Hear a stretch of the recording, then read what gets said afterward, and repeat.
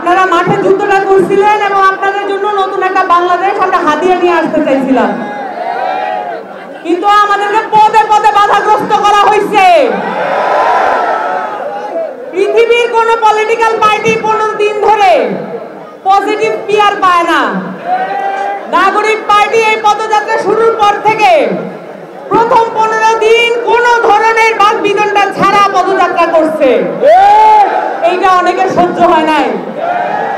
এবং আপনারা দেখছেন গোপালগঞ্জে পুরাতন এস্টাবলিশমেন্টকে সাথে নিয়ে ফ্যাসিস্ট খুনি হাসিনার দোসররা কিভাবে ঝাঁপায় পড়ছিল, কিন্তু এরপর থেকে আমরা দেখতে পাচ্ছি যারা নতুন এস্টাবলিশমেন্টের কথা বলে নিজেদেরকে বিকিয়ে দিয়েছে তারা কিভাবে আমাদেরকে বাধাগ্রস্ত করার চেষ্টা করতেছে। আপনাদেরকে সবাইকে সাথে নিয়ে জানায় রাখি, এইটা কখনো সফল হবে না।